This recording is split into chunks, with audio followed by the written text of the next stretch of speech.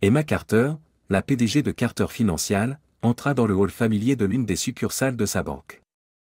Vêtue d'une tenue simple et discrète, elle se fondait parfaitement parmi les autres clients. Son objectif était clair, retirer des fonds de son compte personnel. Elle n'avait aucune intention de se faire remarquer, préférant vivre l'expérience des services de la banque en tant que cliente ordinaire. Emma avait fondé Carter Financial des années auparavant avec la vision de créer une banque qui privilégiait l'honnêteté, l'accessibilité et la confiance des clients. Elle avait supervisé personnellement l'ouverture de cette succursale, assistant même à sa cérémonie d'inauguration. Aujourd'hui, cependant, elle n'était pas là en tant que PDG.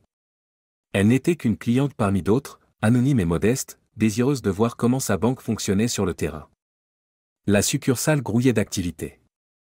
Les clients faisaient la queue au guichet, et les employés s'affairaient en coulisses. Emma observa la scène d'un œil critique, notant les détails qu'elle aurait pu manquer de son point de vue habituel. Elle s'approcha du guichet, prête à effectuer sa transaction sans tambour ni trompette. Emma se tenait devant le guichet, face à Olivia Bennett, une caissière qui semblait préoccupée. Olivia ne la salua pas immédiatement, se concentrant plutôt sur l'écran de son ordinateur. Emma attendit patiemment, puis demanda calmement à retirer de l'argent de son compte. Olivia commença à remplir les formulaires nécessaires, son attitude professionnelle mais distante. Avant de continuer, n'oubliez pas de vous abonner à la chaîne et de cliquer sur le bouton j'aime. Au fait, de quelle ville nous regardez-vous? Écrivez-le dans les commentaires, nous sommes curieux. Alors que le processus se déroulait, Emma remarqua un changement subtil dans le comportement d'Olivia. L'indifférence initiale de la caissière se transforma en quelque chose de plus méfiant. Olivia demanda à Emma de patienter pendant qu'elle vérifiait son identité. La demande n'était pas inhabituelle, mais le ton sur lequel elle fut formulée sembla étrange à Emma. L'irritation d'Emma grandit à mesure qu'elle sentait la tension dans l'air. Elle était une cliente fidèle de Carter Financial depuis des années et n'était pas habituée à un tel traitement. Le retard lui semblait injustifié, et le manque de courtoisie d'Olivia ne faisait qu'ajouter à sa frustration. Elle se demanda si c'était ainsi que les autres clients étaient traités ou si elle était ciblée pour une raison particulière. La situation prit un tournant lorsque Daniel Harris, le directeur de la succursale, s'approcha du guichet. Il se présenta avec un ton poli mais formel et commença à poser des questions à Emma sur son emploi et la nature de son compte. Emma comprit qu'il ne s'agissait pas d'un contrôle de routine, mais d'une enquête ciblée, et son irritation s'intensifia. Les questions de Daniel devinrent plus intrusives. Il demanda si le compte était personnel ou professionnel, ce qu'Emma confirma être personnel. Malgré ses réponses claires, Daniel continua à creuser, invoquant les protocoles de sécurité. La frustration d'Emma monta d'un cran, car elle avait l'impression que sa vie privée était violée sans nécessité. Elle expliqua qu'elle était cliente de la banque depuis des années et qu'elle n'avait jamais été soumise à un tel examen. Daniel, cependant, resta inflexible, insistant sur le fait que les vérifications supplémentaires étaient une procédure standard. La patience d'Emma commença à s'effriter, car elle sentait que quelque chose n'allait pas. Elle se demanda s'il s'agissait d'un incident isolé ou le reflet de problèmes plus profonds au sein de la succursale. Cette interaction laissa Emma mal à l'aise.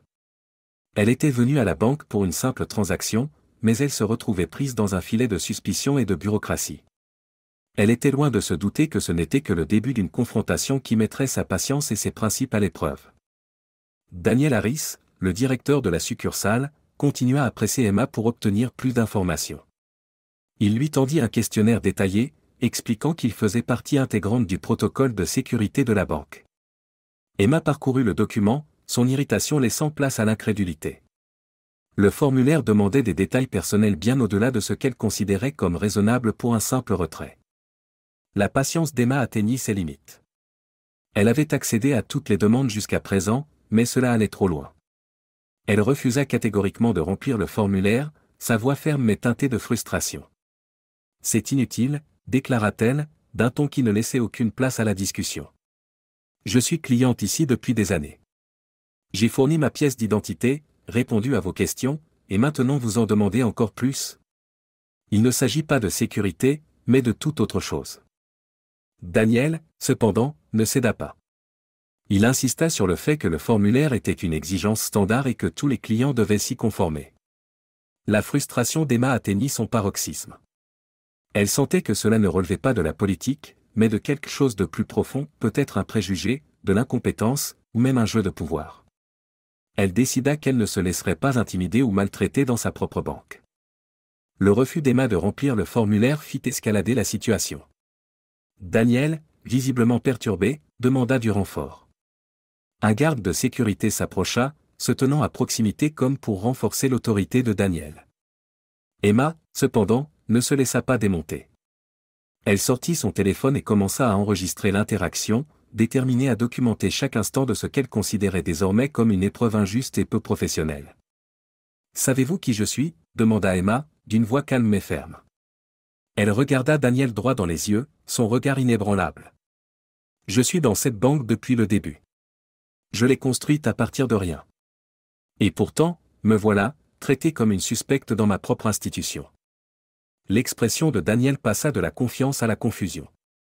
Il balbutia, essayant de justifier ses actions, mais Emma l'interrompit. « Il ne s'agit pas de sécurité, poursuivit-elle. Il s'agit de respect, ou plutôt de son absence. Vous avez franchi une ligne, et je ne vais pas l'accepter. » Le garde de sécurité, sentant la tension, s'avança, mais Emma se tourna également vers lui. « Et vous » dit-elle, d'une voix tranchante. « Quel est exactement votre rôle ici ? M'intimider ? Parce que si c'est le cas, vous échouez. » La confrontation avait atteint son paroxysme. Le calme mais la fermeté d'Emma laissèrent Daniel et le garde visiblement secoués. Les autres clients de la banque commencèrent à remarquer la scène, murmurant entre eux tandis qu'ils observaient ce qui se passait. Dans un moment décisif, Emma fouilla dans son sac et en sortit sa pièce d'identité. Elle la tendit à Daniel, les yeux rivés sur les siens. « Regardez bien, dit-elle. Ce n'est pas n'importe quelle pièce d'identité. C'est celle de la fondatrice et PDG de Carter Financial. » Le visage de Daniel pâlit alors qu'il fixait le document. La réalisation de son erreur le frappa comme une vague. Il avait interrogé et mis au défi la personne même qui avait construit la banque pour laquelle il travaillait. Ses tentatives pour garder son calme vacillèrent, et il se mit à balbutier des excuses. Emma, cependant, n'était pas intéressée par des excuses. « Vous venez de démontrer tout ce qui ne va pas dans cette succursale, » déclara-t-elle, d'une voix froide et mesurée. « Vous avez traité une cliente fidèle et votre PDG avec suspicion et manque de respect. Ce n'est pas seulement un échec de la politique, c'est un échec du leadership. » Elle se tourna vers le garde de sécurité et Olivia, la caissière, qui avait observé la scène en silence. « Et vous » dit-elle en s'adressant à Olivia, « vous avez aussi participé à cela. Vous n'avez pas remis en question ce processus, même quand il était clairement inutile. Ce n'est pas ainsi que nous traitons nos clients. » L'atmosphère dans la banque changea radicalement. Le personnel, maintenant pleinement conscient de l'identité d'Emma, resta stupéfait et silencieux. La révélation d'Emma avait exposé non seulement l'erreur de Daniel, mais aussi un problème plus profond au sein de la succursale, une culture de suspicion et de mauvais jugement qu'elle était déterminée à corriger. Emma prit une profonde inspiration, sa colère cédant la place à la détermination. « Ce n'est pas terminé » déclara-t-elle, d'une voix ferme.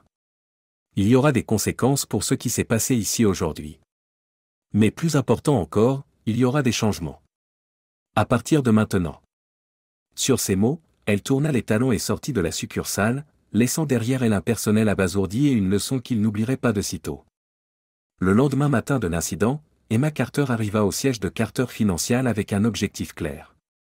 Elle convoqua une réunion d'urgence avec l'équipe de direction senior de la banque, son attitude calme mais résolue. La salle était tendue alors qu'elle relatait les événements de la veille, sa voix posée mais chargée de déception. « Ce qui s'est passé hier à la succursale était inacceptable », commença Emma, son regard parcourant la pièce. « Un client, n'importe quel client, ne devrait jamais être traité avec suspicion ou manque de respect. Mais le fait que cela me soit arrivé à moi, la PDG, est une indication flagrante de problèmes plus profonds au sein de notre organisation. » Elle détailla les actions de Daniel Harris, le directeur de la succursale, et le manque de jugement dont avaient fait preuve la caissière et le garde de sécurité. « Ce n'était pas seulement un échec de la politique, poursuivit-elle. C'était un échec du leadership, de la formation et de la culture. Et c'est notre responsabilité de le corriger. » À la fin de la réunion, des décisions avaient été prises. Daniel Harris fut licencié de son poste, et la banque mit en œuvre des changements immédiats. De nouveaux programmes de formation furent introduits pour lutter contre les préjugés, améliorer le service client et s'assurer que tous les employés comprenaient les valeurs fondamentales de la banque. Un système de responsabilité fut mis en place pour éviter que de tels incidents ne se reproduisent. Emma annonça également qu'elle superviserait personnellement la mise en œuvre de ces changements.